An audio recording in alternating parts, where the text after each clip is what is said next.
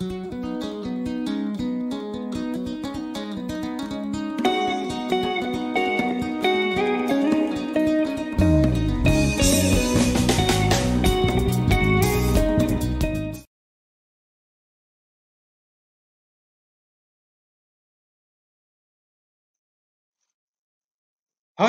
Africa, but much as Africa has, or African states or countries have attained a number of achievements after independence, but they have also met different challenges. A lot of challenges have been there. So let's look at the socio-economic and political challenges that Africa has experienced after independence. So number one is the over-dependence on donor aid. So Africans, after independence, they were unable to generate or to find ways and means to generate the income to boost their economies. As a result, they were only depending on the donor. So majority of African countries are still highly dependent on the donor aid.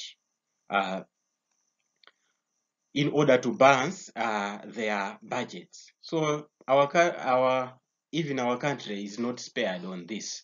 We feel very happy, very proud when we hear that USA has given 500 billion kwacha to Malawi. Then we clap hands to say yes, the whites are assisting us. But that dependence on the donor aid, that one cannot put us anywhere. We cannot improve. We cannot go anywhere with that one. Even if they give us the trillions or whatever quintillions, I will never improve because it is just a gift. So you cannot do that much on that. But we have to think, because if we make our own money, we'll be able to safeguard that one, to safeguard that which we have sweated for. So if some people, they just give you 50 billion, even if it's just for you, for only for an individual, that one will not do much on that. Why? Because someone has not sweated for that. Therefore, they can spend on that recklessly, buying Porsche cars, building or whatever, going whatever on holiday, whatever they want. Things like those, they will not help them. So repayment of debts to the World Bank and the IMF has undermined economic development in African states. So most of the African states, including our country, Malawi, we have huge debts. We have huge debts to the World Bank and to the International Monetary Fund. So with that, we are unable to develop our economy because each and every year or whatever period we are supposed to pay back those loans. In the early 1990s, African countries, African economies struggled due to the set of preconditions called the Structural Adjustment Program, the SAPS, Structural Adjustment Programs, which were attached to the aid or grants that were given. So the Structural Adjustment Programs were like this. For example, Malawi, maybe we are thinking of building something big, like a big hospital. Like maybe we want to build a cancer hospital in Lilongwe. So members of parliament, they have discussed that one to say, no, we need to save the people from this disease. So how do we get the money? We don't have the money. All right, let's go to the World Bank to get the money. They give us that grant. Now, that one is a debt we are going to pay back. But then we have made our own budget to say we need this amount to build that hospital. But you find that the World Bank would say, all right, if you want us to give you the money, please allow us to monitor your budget, number one, or else you have to make sure that you sell this company, this government company. It should no longer be a government company, so that you stabilize your things like that. So they bring in their ideas that were not there on our paper. So that one is called the the structural adjustment program. So it was attached to the aid that was given. Or sometimes when we hear that America has given uh, 300 billion to Malawi to assist in maybe malaria, you find that there are also conditions stipulated on how to use that money. So they are told to say, all right, you use so much amount of money on this, and this. So it is like them doing the job and not you yourself. It's just the name that you have received the money, but themselves will be doing the jobs, guiding you. Oh, this one, do this, without even your input. That one is called the structural adjustment programs. So the SAPs or under SAPs, a country was required to take up painful steps. For example, removal of subsidies, uh, currency, also a cut on public services. On public services, you cut on some other things, or devaluation of the currency. They tell you to devaluate your money, and even privatization of public companies. That's what we have just mentioned, this one. So they attach a number of issues so that you follow those things if you are to receive the money that you want. As a result, countries were struggling in that. So African countries, they suffered the problem of weak economy with the rising unemployment and inflation. So therefore, Africa is in the state of neo colonization, or new form of Western political and economic colonization. So this is just like we are still colonized. While we chased those people to go out and start building our own economies, we are failing to do it. As such, we rely on them to give us money or else to guide us in different things. So that one again, it is still colonization, because politically or economically we are colonized. They guide us to do something of which we don't like to do.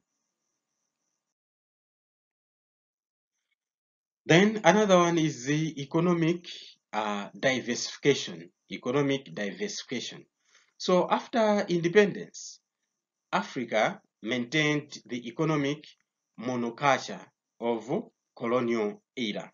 So after independence, the Africans, they maintained that single culture of economy, basing their economy on a single thing. So that's African economics were based on the export commodity, So this one, it means that any fall in prices at the global market could affect and lead into inflation.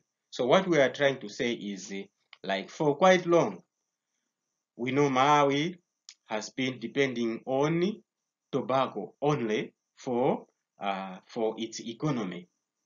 So the economy of the country has been driven by the tobacco sales. So if the markets are not good, or the prices of tobacco in that year are not good, then you find that the economy in that year will not be okay. If the prices of tobacco are good in that year, you find that things in our country, they move on well. So for quite long, we have been struggling with this. You find that this other year, then the government is presenting to say we are suffering here because last year our tobacco sales did not go well on the international market. Therefore, the country did not make a lot of money. As a result, people were still in deep economic problems. So the good example again is the Zambia economy, for example, is weakened or collapse due to the collapse of copper prices at the global market. So Zambia economy, it was good at some point in time, but at a certain time when the copper price at the international market went down, that was the downfall of Zambia. The reason Zambia depended only on copper for its economy. So most of the countries, they were on that same category of monoculture, economic monoculture, whereby they depend on one commodity for their economy. Another problem, another challenge of the uh, post-independence was the one-party states, one-party states. So most African states abandoned the multi-party system in favor of the one-party system. We have mentioned this to say most of the leaders, after they attained the independence, they began to feel very bigger than everyone. Then they adopted the one-party state. So African leaders justified that in a one-party state there would be no parliament, opposition, opposition based on regional or ethnic interests. So they justify to say, right, if we have one party, it means that the parliament will also comprise of that party. Therefore, the thing that you are discussing will be just yes, yes, yes, yes, like that, and no one will produce any other contrary view basing on the regional or ethnic interest. So, however, the party in power served to give dictatorial powers to the leadership. So we have mentioned this. There were a lot of dictators after independence because of that one-party system, whereby the party was giving all authority to the leader. So they were regarded as the supreme leader, Wamuyaya, things like those. So as a result, they became dictators. So then leaders used powers to suppress opposition. Anyone with contrary view, they were suppressed, which led to the abuse of power and human rights violation. So while the Africans, they wanted to attain the rights, that's why they fought for their independence. But we see to it that soon after independence, that violation of human rights came back after the leaders adopted the one-party system. So, for example, in Ghana, those who were considered as the political or potential opponents of Kwame Nkrumah, they were either detained without trial. This is also very, very true with our own country, Malawi, whereby we hear that many people went to exile because they expressed the opposite view, or as contrary to the leader. What the leader said, they suggested another view. Then they were taken as potential opponents. They were detained. Others were arrested. Like in Malawi, others did not come back from prison. They died in prison. Others, they ran away to exile, running away from one party system. So most of these people executed under the guise of justice. So the people were killed under the guise of justice, to say, right, we want justice in this country. No one is going to do injustice. So anyone who is found doing justice, we are going to execute or kill him. So most were killed, but the real reason of killing them, it was like they were potential opponents of the leaders. Then military coups and dictatorships, they were also some of the challenges that Africa faced after independence, military coup and dictatorships. So military coup, that is where the army now takes over the government by force, or dictatorship, whereby one person has the total power, total authority. Remember the dictator Adolf Hitler. So these were a common feature in the 1960s, that is soon after independence, and between 1960s and 1990s, there were a lot of coups, the military taking over the government, or dictatorship, a leader declaring that he is a supreme leader, he is Wamuyaya, things like those. So the army used the excuse of allegations of corruption and misrule to overthrow the elected government. So the army, they were using the excuse to say, no, the leader who was there, he was so corrupt. as such, the army could not tolerate that. Therefore, we have taken over the government. Or sometimes they could say, this leader, he was not a good leader. He was misruling the people. He was not even a good leader. So the army has taken the leadership. So the army were giving that excuse of doing the military coups. So Nigeria is one of the states that experienced the coup and the dictatorships. So in Nigeria, there were a lot of coups and dictatorships there. And also the problem of national unity. Much as we have said that Africans attained national unity, but Africans had been united as nations in their anti-colonial struggles. So during that period when Africans were fighting for independence, really that time they were fighting as one. They were fighting as one, like in most of the countries, like in Kenya or even Malawi, people were just against the white rule. So there was unity there. But in their mind, they still identified themselves with their respective ethnic backgrounds. So deep down their hearts, they knew that although we want to drive out the whites, but what we know is that we are also independent of our friends here. So after independence, tribalism resulted in a civil war. For example, in Rwanda and Nigeria. So after independence, most of the people, they embarked on tribalism. Achewa atumbuka awa, apitankwana atumbuka, apitankwana achewa, apitankwana yao, things like those. That is the tribalism. So those things in other countries, they resulted into civil war. Thanks to our country, we have never experienced that civil war whereby maybe fighting along the tribal lines. So in Nigeria, regionalism led to bitter civil war.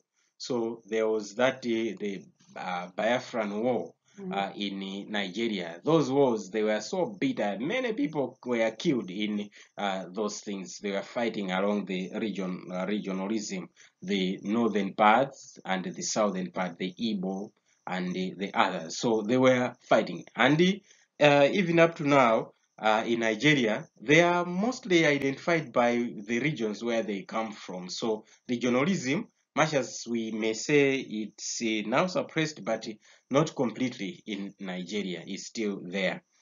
The war left many civilians dead, like in Nigeria, the civil war that was there.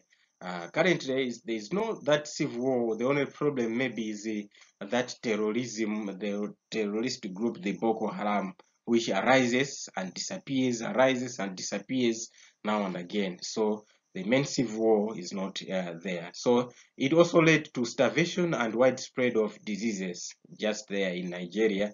The effects of that civil war. So starvation, people starved, people died, and there was the widespread of diseases. And another challenge of the post-independence was the civil war. So civil war was one of the most problems that affected Africa after independence. So the main cause of these civil wars were the artificial boundaries that were created by the colonial powers and the Cold War. So these two artificial boundaries that were created by the white interest to say, all right, like Nigeria, the margins are here, or Malawi, the margins are here, Zambia, the margins are here.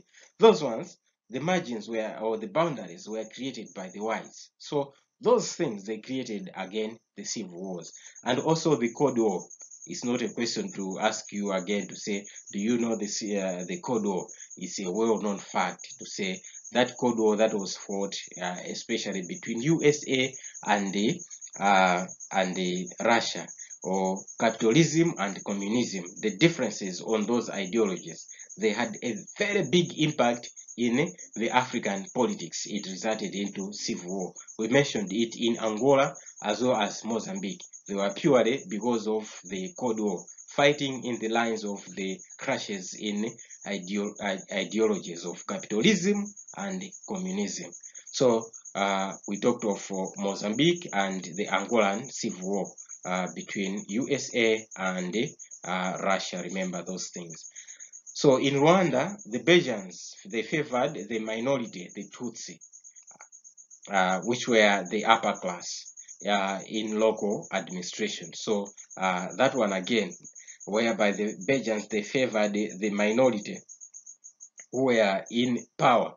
Then the majority, the Hutu, it did not go well with them. Hence, there was that civil war.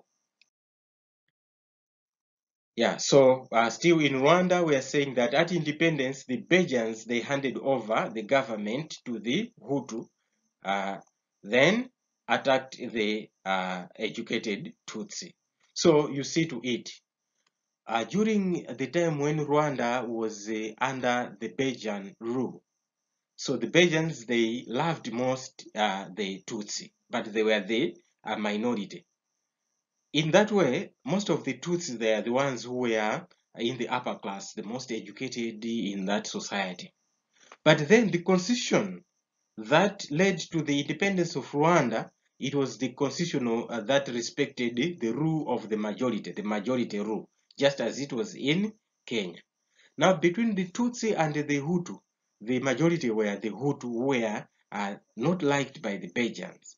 But after independence and after elections, then the Hutu who were the majority, they won and they took over the government, and hence they started to attack the minority, the educated ones, the Tutsi. So hence they felt out of place there. So most of them they escaped to neighboring countries such as DRC.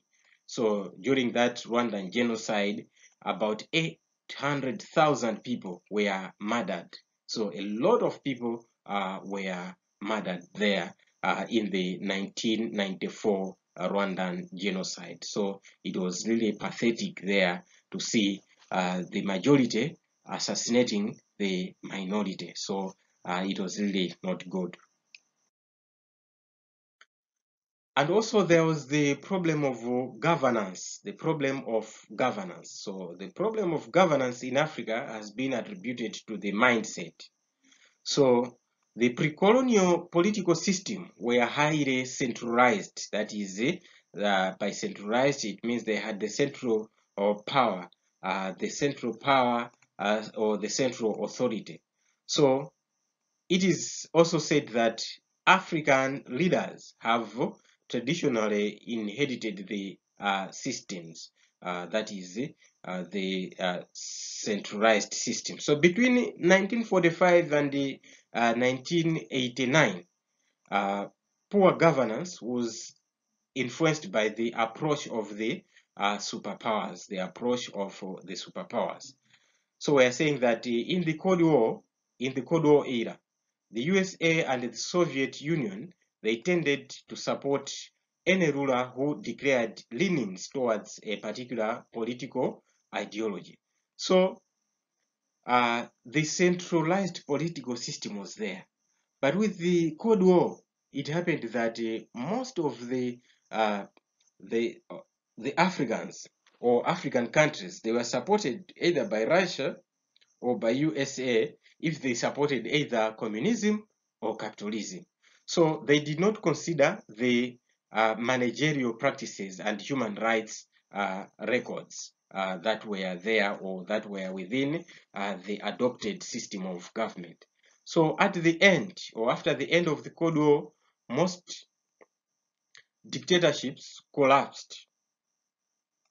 They collapsed in around 19 or early 1990s. So we see in 1990s, most of the dictators, they began to fall down. So most of the countries, they were falling down as dictators, or most of the leaders, they were falling down around that. Even in our country, we started fighting for multi-party around those years, 1990s. And the other thing was the political instability. Political instability. So the post-war independent Africa was marked by political instability. So the new leaders, they engaged in graft and corruption. So most of the leaders that took over the leadership after independence, after they got independence, they were accumulating wealth to themselves. That's graft, that is stealing, accumulating wealth for themselves, and corruption. They were also practicing corrupt activities. So it was common for the current government that was there to confiscate their predecessors' assets. So what was happening was that when the leader is changing now, another leader coming in, then that leader who is coming in is getting all the assets of the previous leader, to say he stole all these things, so they belong to the government. And after some time, they also start doing the same. The next leader comes, says, "Oh, bring here all these things you stole from the government." So it was very common, and they kept huge amount of money abroad. So most of those leaders, they were engaged in graft, whereby they were stealing money from the country, already poor countries, and investing them outside, that is in Europe. Overpopulation was the other post-colonial challenge. So there were a number of challenges. So one of it, now you can see to it, we are on number 9. It was the overpopulation. So rapid population growth poses a challenge to Africa. Even up to today, the population growth is just high. Now, since the early 1960s, African population has more than doubled. So it has been more than doubled since the 1960s. So sometimes you should be wondering, why are we mentioning 1960s? It is because most of the countries in Africa, they attained their independence in 1960s. So by 2050, according to UNICEF, uh, the the prediction is that 37% of the world's children will be Africa, will be the Africans. So Africa has higher birth rate in the world. So that is just a prediction of the UNICEF, to say by 2050 there will be 37% of all the children in the world, they will be in one continent, that is Africa. So on average, in sub-Saharan Africa, sub-Sahara, includes our country, Malawi. They bear up to 6 children. So they bear up to 6 children. So in sub-Saharan, it's a trend. Say they have more children. So population explosion has been attributed to improved life expectancy. So life expectancy has improved, and that one has resulted into the population explosion.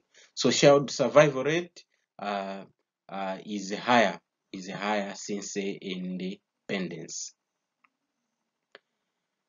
And such population boom is likely to undermine Africans' already inadequate economic and social services, such as employment, healthcare, and education. So there is a threat there to say maybe there will be problems in health, so that maybe the governments in sub-Saharan Africa or in Africa, they cannot manage maybe to provide health care to all the people, and even employment. And this is just really true with the current condition or situation of Malawi, whereby you see to it that many people, they finish their education maybe at secondary or tertiary level, but they are just staying.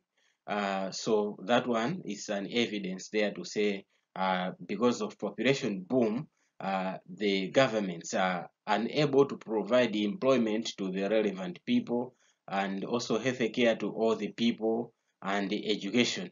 As such, it is the cry of the day. Each and every time you hear people crying on employment, crying on health, crying on education. Sometimes we attribute those things to the government in that position or that is in place at that particular time to say, oh, the leaders are just stealing money. Look at in the hospitals, there are no medicines there. Look at the education, the teachers' houses or the students, they don't have teaching and learning materials in schools. Things like that. Health facilities are not there. Employment are not there. Sometimes we attribute these things to the government in place, but very rare we attribute that one to population boom, because the country or the borders are still the same. The borders that was used by 2 million people or 3 million people in 1964 when we were getting independence, it is the same borders that we are using today when we are 19 million people. So you can look to it to say, when in 1960 or in 1970 or 1980, even 1990, or even in the year 2000, in a place where a hospital was saving maybe 5,000 people, today it is saving more than 20,000 people. As a result, there can be not enough things to suffice maybe the needs of the people. Another challenge that Africa is facing is the climate change. So due to increasing industrial and greenhouse emissions, climatic changes have occurred. So industries, look at the industries. Now we have so many industries which are aiming at improving the economy. But on the other hand, you see that we are also degrading the weather or the climate itself. As a result, you find that things are so erratic. You find that the other year too much rains, the other year uh, the sun prolongs, or the dry season is just prolongs. So erratic, and the weather itself is so unpredictable. So the climate has changed because of maybe the industrial emissions and even the greenhouse emissions. So while there has been rising trend in temperatures, Africa's rainfall trends have been decreasing. So the rainfall in Africa, it has been decreasing so rapidly. So in countries such as Somalia and Ethiopia, environmental degradation reached the highest levels. So in Africa, the highest levels of environmental degradation, it was in Ethiopia as well as Somalia at the beginning of the year 2000s. So it results in drought, famine, shortage of water for animals as well as for humans. So with that, then countries, they face a lot of challenges, a lot of challenges. So you can wonder sometimes to say, you hear now and again the Ethiopians and the Somalians, they are in transit, moving, going maybe to South Africa, others they proceed to Canada, things like those. You may say, why are these people now and again we hear the Somalians or the police have intercepted a vehicle that carried the Somalians. On the other hand, it is the issues of degradation, whereby people now cannot produce enough food to sustain their lives. Therefore, they have to move somewhere where they can sustain their lives. Also, food security. Food security has been also another challenge. So food insecurity presents a major challenge in Africa. So Africa or African countries, they face chronic food shortages as a consequence of war and drought.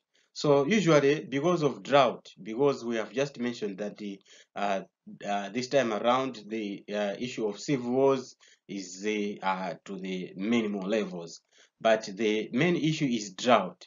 We are unable in Africa to produce enough during a rainy season. So with a combination of factors, maybe we can bring in the factor of population growth. So this population growth also it has also it brings a limiting factor to say in the same space where the people were cultivating, maybe to provide food for 100 people today, they need to cultivate the same place to produce food for 2,000 people. As a result, there is never enough food. So food insecurity is the order of the day, the cry of the day, whereby there is not even enough food to suffice the livelihood of people. Another challenge is the environmental degradation. So overpopulation has a direct impact on environmental degradation on our continent, Africa. So most regions of Africa experience various forms of environmental degradation that lead to desertification and increasing impact of food and agricultural productivity.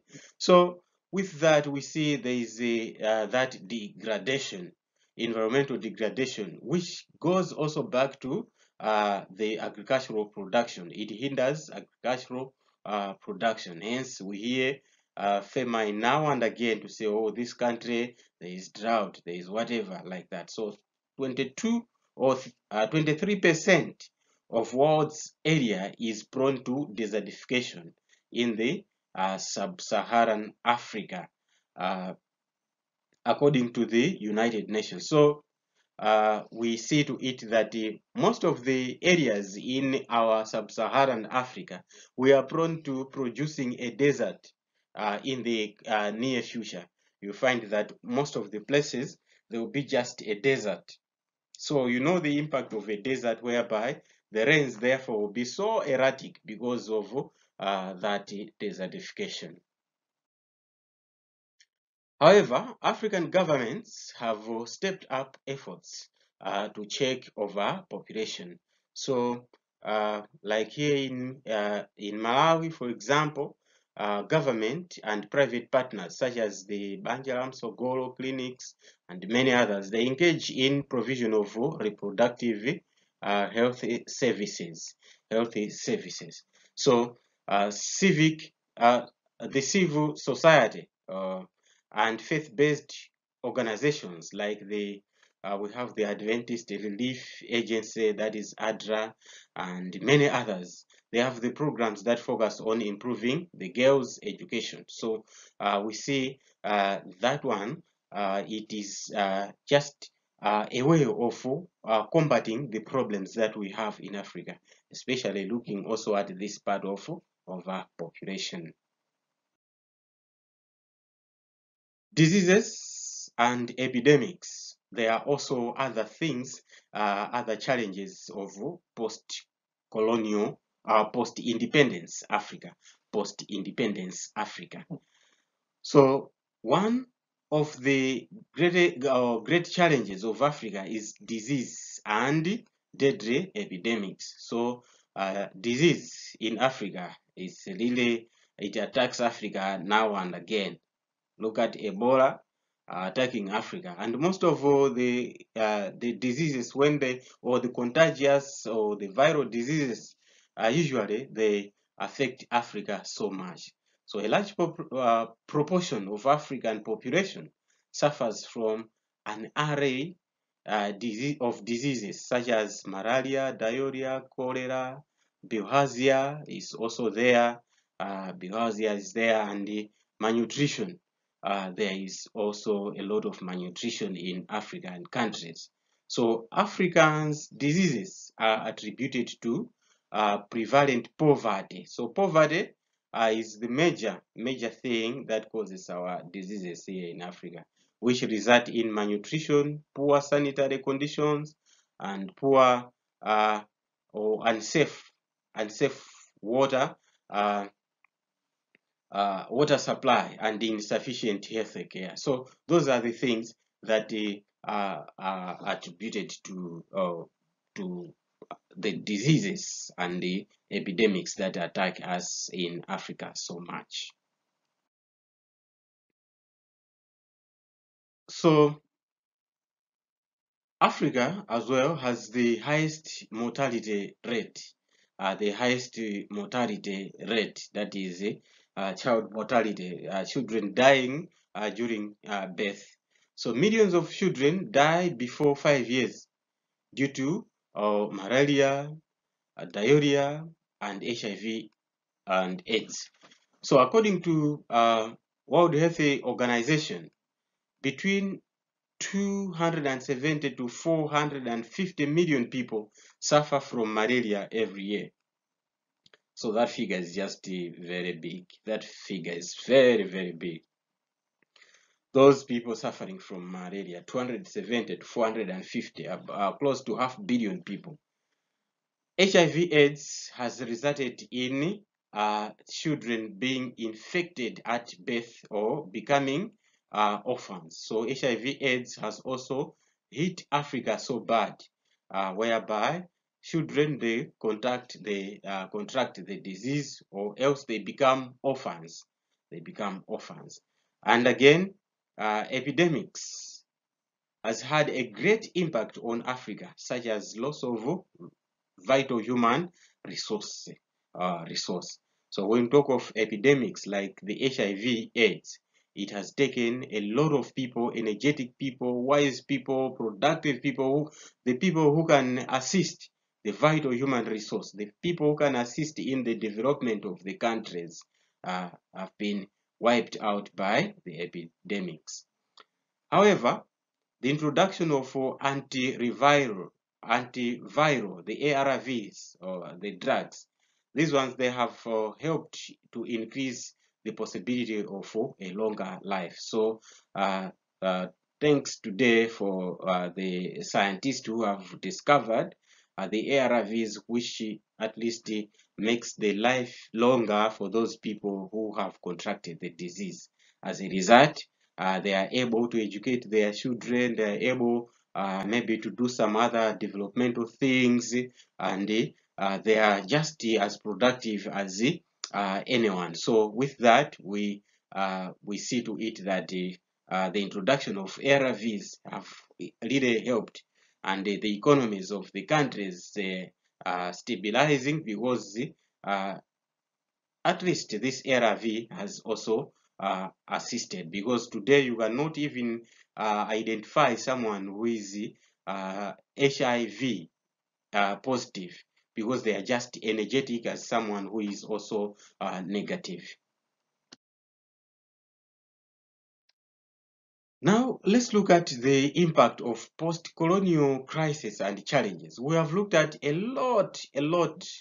number of these challenges post-independence, post-independence crisis and the challenges. So, what are the impact? What is the impact? So, number one is the resurgence of multi-party democracy. So, after uh, after independence, we have seen the coming up, though, the resurrection again of the multi-party. So the bad experiences of one-party rule forced Africans to resort to multi-party democracy. So we talked about this to say, after independence, most of the countries, they resorted into one-party system. But later on, looking at the problems of that one party, most of the countries now, they have adopted multi-party democracy. Many parties are there now. So in one-party state, people were detained without trial or being killed, and there were general respect for the individual human rights. We already talked about this to say the situation during the one-party system was like just total allegiance to the leader was there. So, and the human rights were not respected. But the coming of multi-party now, we see human rights being advocated. And with the end of Cold War, authoritarian rule began to collapse. So most of those dictators that were there, they also collapsed at the end of the Cold War. So by early 1990s, there was a growing popular need for democracy. Most of the countries now, they are fighting for democracy. Although the time we were fighting for democracy, we did not know what we were fighting for. Otherwise, some of the countries now, they are crying to say, even democracy has produced most corrupt leaders than before. So the cry in Africa is still going on and on. And the development was popularly known as the Africa's second independence. So the time when Africans, most of the Africans were fighting against the one-party rule, that one, it was another thing which was called the second independence. The first independence was chasing out or gaining the independence from the colonial rule or the colonial masters. But the second one was now getting rid of one-party system. And the second impact is the worsening economic conditions. Worsening economic conditions. So African countries still struggle to move out of single product economies left behind by the imperial powers, mostly due to financial incapacity to diversify their economies. We mentioned about this as well to say most of the countries, they face the problems of diversifying the economies. Why? Because they rely only on one product or that for their economy. We emphasize the example of Malawi to say for quite long we have been emphasizing or relying on tobacco alone. As a result, tobacco has not assisted us much.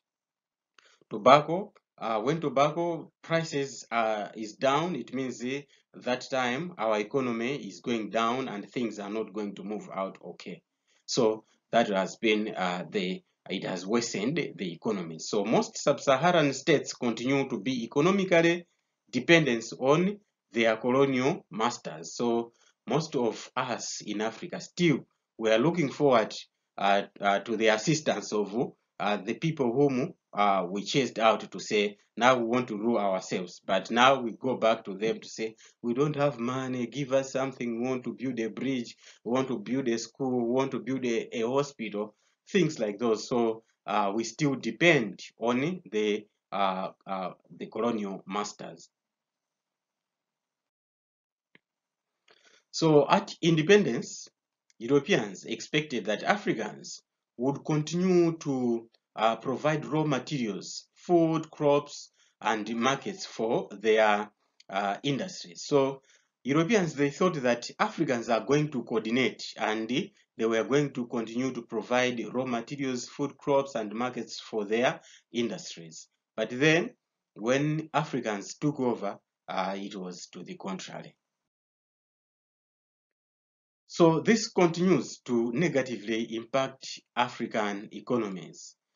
And also developed countries are unwilling to reach fairer prices for the developing countries. So for example, when we removed the whites or the British from here to go out, the British were the people who were growing tobacco, started growing tobacco.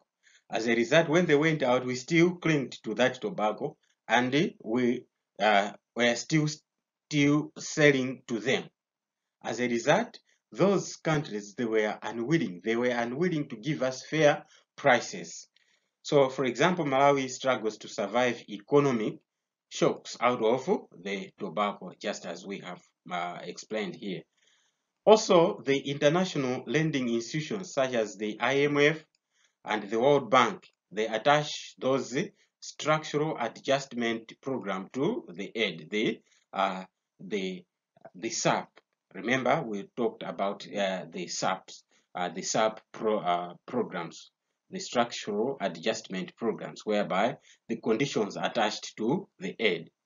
So this policy worsens the economy in African countries to stabilize their economy. We fail to do better because when we want something to do for development, then when we ask for money from maybe those lending institutions, they say no. If you want us to give you money, all right, we'll give you this money, but you are going to do it in this way, this way, this way. So it is like they just uh, uh, condemn our plans and we follow theirs. Now, what have been the attempts at the regional level? So let's look at the attempts at regional integration. So in the regions now, Africa has got the regions like North Africa, East Africa, Southern Africa, West Africa, like that. So uh, uh, in these regions, Africans, they have tried to integrate or to come together and try to solve their problems together. So what have been the attempts at these regional levels? So in order to counter economic and political challenges, there have been attempts at regional levels to counter or to do with or to combat political challenges as well as economic problems. So some of the groupings try to promote political and economic development on the continent. So countries, they form groups or they form their organizations, they form the groupings. And that one is the integration that is coming together. So some of these bodies that have been formed include the Southern Africa Development Community, that is the SADC. We know the SADC. And the Common Market for Eastern and Southern Africa, that one is the COMESA. We know COMESA. And the other one is the New Partnership for Africa's Development, that is the NEPAD. And there are a lot. In West Africa, they are there. In North Africa, they are there. The groupings whereby countries, they come together and form a certain organization and they agree on terms on certain issues. So these regional groupings promise wide spectrum of advantages. Sometimes they remove or they reduce the tariffs on maybe on trading different things. Sometimes they agree, all right? Malawi is lacking maybe maize, and maybe Tanzania is having a lot of maize. In that year, maybe they come into agreement to say, all right, we are going to give you to Tanzania what Tanzania lacks, and Malawi is going to give us, but it will be selling, but at a lower price, and even when those goods are going there, the tariffs are lowered, so that maybe people they make the profits out of that. So some of the member states share natural resources vital for economic development. So we see to it that they share the natural resources that could help their economic development. For instance, Zambia, Zimbabwe, Mozambique, and the Zambezi River Energy. If they integrated their economic potential, such as mining, agriculture, forestry, they would achieve some of the goals. So if Zambia, Mozambique, and Zimbabwe are coming together for Zambezi River for energy. You know, Zambezi River is the big river. It produces a lot of it can produce a lot of electricity that could be supplied to Zambia, Zimbabwe, Mozambique, and even Malawi. We can tap it from there. If they come together, they could assist each other in different ways. However, these effects are hindered by several factors. So sometimes the coming together are hindered by several factors. So what are they? The member states have differing ideologies. So sometimes when maybe there is a thing that could assist both of them, but the ideologies behind each state, they result into not materializing that thing that could assist maybe their economies to grow. So except for South Africa, individual states are poor and mostly dependent on donor aid. So when the government works against the wishes of the donor partner, the trouble usually is disorder. So usually when we rely on donor partners to assist us, our economies, then what happens is that when we do against what the donors do not want, usually then they stop giving us aid, then trouble and disorder in the country, riots, whatever, poverty, rooms, hunger, and whatever, because now we don't have the assistance to whatever we have had. So to this far, we have come to the end of this topic. So you have to go through it again and again, and make sure that again you answer the questions properly that are given to you, and remember to forward the questions to the numbers that you see on the screen. Then he will be giving you feedback on the same. So this far, we were looking at the post-independence challenges in Africa, post-independence Africa up to 2000. So we have looked at a number of issues up to this far, proceeding up to this far. So we have seen that after independence, we have done other things better, but others we are still struggling, and others we have failed again completely. So it's just a matter of looking at the analyzing the pros and cons. By the end of it, or at the end of it, we have looked at the impact. What has been the impact of the challenges that Africa is facing? So to this far, it means we have come to the end of this part, or this history course, that is from 4 work. So it is up to you to go through the work again. Wherever you have the question, you are free to write us the question, to say, here I did not understand the explanation properly. Then we may come in. We are human beings, we are prone to error. Much as we are experts in this field, we went to college on the same things to study for 4 years, but then we are not programmed to do just exactly what we were taught. Sometimes we put in our effort or our thinking, and those things sometimes they may not be understood properly. So it's always good. A good student is the student that always asks the question. So be the good student. Ask the question. Don't test the teacher. I am not expecting to answer your question where you say, what is decolonization? I cannot answer that one. But I would rather answer the question to say, all right, I was reading, or maybe I was learning through this video, but on this a certain aspect you explained it in this way. But I also read a certain book, it is saying this way, and in this way I am somehow confused. Which is which? What should I hold? Such questions, they are very good questions for a student, whereby it shows that you are serious with your education. You are able to compare or to contrast the things, to say, all right, this book said this, but the teacher here said this. So let me ask the teacher, what does he imply when he said this? Because a certain book said that. So we come together. If sometimes it was an error by the teacher, you explain to say, all right, no, that book is right. Here it is supposed to be like that. So that is learning. We are in the process of learning. So I am expecting your questions, much as you will be answering my questions now and again.